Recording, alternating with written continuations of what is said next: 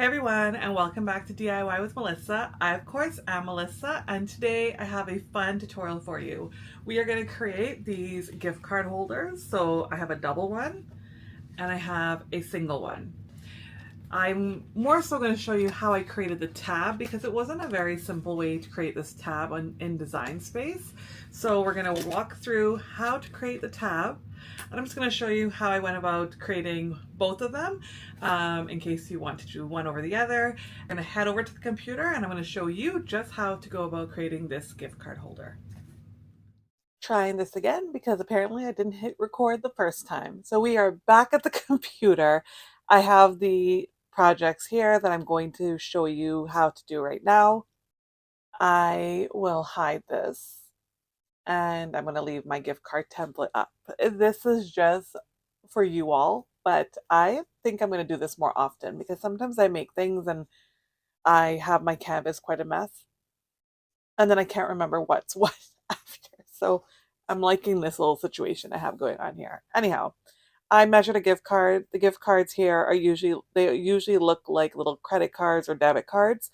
So I measured that to get the dimensions, and it measures in at 3.5 by 2.25 inches. I want this here so that I can ensure that the card I'm making will be big enough to fit the gift card.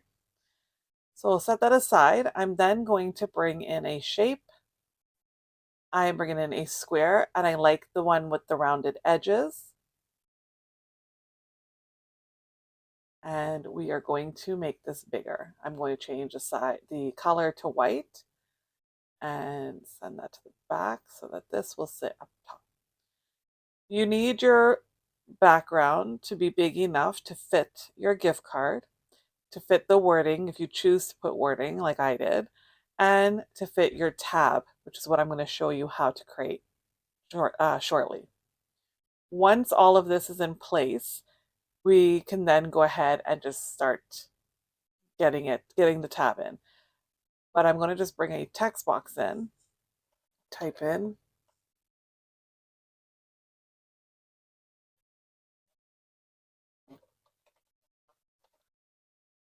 the font I used for the happy shopping portion is a font that I got from Creative Fabrica. It's called Sparkling Christmas. It is one of my favorite fonts ever. However, you'll notice that there's little bits here that for me was not ideal. With the glitter cardstock that I used, this might have just ended up into a big mess with these small little bits to cut out. So I went ahead and I took another shape.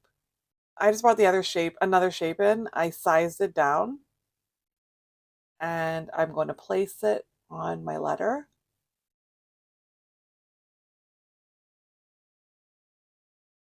Like so.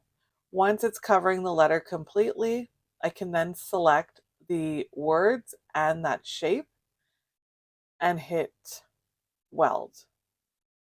Just before I do that, the one thing I did to make things a little easier was I just went ahead and duplicated the shape so that I had it for all of the letters and in place before welding. So I didn't do it one by one per se, I kind of did it all together. Once I had everything there, I can then select and weld. Now those little holes are no longer in the letter. If you're going to use permanent vinyl or heat transfer vinyl, then you don't need to worry about that. Like I said, this was mostly because I was using glitter cardstock, and I know glitter cardstock can be a little tricky, especially with really small cuts like this. So I didn't want that to be the case. So if you're not doing all of that, you can disregard that portion of the video.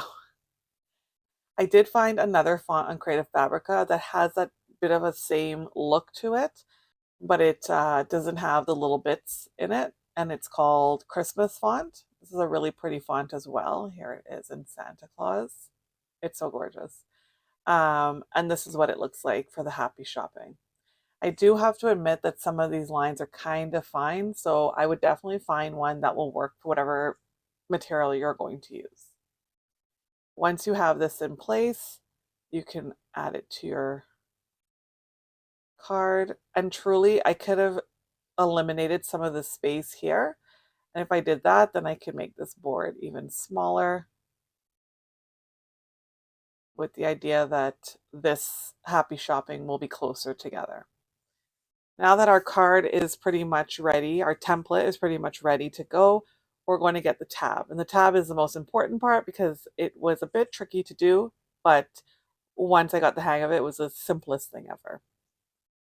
I'm going to bring in a half circle and I'm going to spin it around to 270. I'm going to change the color of this as well just to make it easier to see. Once we have our circle in place, I'm going to go ahead and I'm going to offset this at a negative offset and at the smallest offset possible. As you can see here, where the blue line is showing for my offset, there's a bit of a gap between the blue line and the pink. You really don't want that. You want to try and ensure that that doesn't happen as much as possible. So I found a negative 0.01 offset is the offset that worked perfectly for me. And as you can see, hopefully, the blue line is very thin here. I'm going to hit apply. I'm going to select both the offset and the half circle, right click and slice. Or of course we can slice down here. We can then remove these portions and delete them. And now we have just a half circle outline. Now keep in mind, if we leave it like this, this is going to cut out a half circle from our cardstock, which is not what we want. I'm going to grab a shape. Any shape will do. And I'm going to add that to the top of this line. You want this to be as high up as you possibly can be.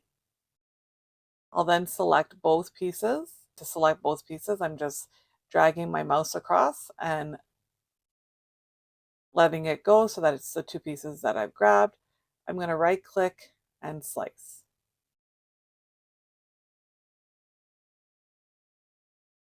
Now I have a half circle that is only going to cut a half circle, not the straight line on top. Delete this portion here. The last thing I'm going to do is I'm going to bring in a score line and I'm going to spin it around again as well so that it's at 270. Add it to the top of my half circle. That looks pretty good to me. Once you're happy with your half circle, we're going to select the score line and the half circle, right click and attach. Now I have a half circle that's only going to cut along this line, and it might go back because it's a bit of a gap. That's okay. And it's going to score the top of my half circle. And I can move my score line over a little bit, to be honest. There we go. Perfect. I find when you make things larger in Cricut, it's a lot easier to see. We can size this down again and add it to our card. Once you're happy with the placement of your half circle, and as you can see, this is pretty good because I can bring the gift card down some, as I do still have space here that I did not bring together. That will allow me to move this down as well a little bit if needed. That all looks good. I'm going to select just the card behind and the half circle. I'm going to align and center horizontally. Once everything is in place and it looks good to me, I can attach my half circle to my card. The last thing I did was I created an offset of this for this card, an exact duplicate without the half circle, just to give it some extra sturdiness that I felt that it needed. How I do that is I'm just going to go to offset and give it a 0 offset. And I hit apply. That gives me an identical shape as my original shape without the half circle on it. This portion will be cut from chipboard. This portion will be cut from a piece of cardstock of your choice. As you know, I used a bow cardstock. And that's it. Once it came out, I added some glue. I just used a glue stick and I pasted this. I stuck this on top, stuck my wording on top, and added my gift card. And you'll see all of this. I'm posting with this video a short that shows me putting this gift card holder together. And that's it. To create the double gift card holder, I did it the exact same way. I measured the space with the gift card template, made sure that everything looked good so you could duplicate your template, add it side by side, make sure your half circles look good, and then of course I aligned the half circles vertically, made sure my spacing all looked good. Once everything looked good, I attached the rectangle and my half circles together and did the exact same thing with the 0 offset. Get my piece from my chipboard, and here is my writing. Very simple to do. I hope you give this a try. And there you have it. How simple was that? Quick video, super fun project, fun way to give your gifts, your gift cards this holiday season. I hope you enjoyed that tutorial. If you did, as always, don't forget to give me a thumbs up, hit the bell button so you're notified when I post new videos, and of course, subscribe to my channel. Until tomorrow, as you know, it's a 5-day Christmas crafting session I'm doing this week. Until tomorrow, have a fabulous day ahead.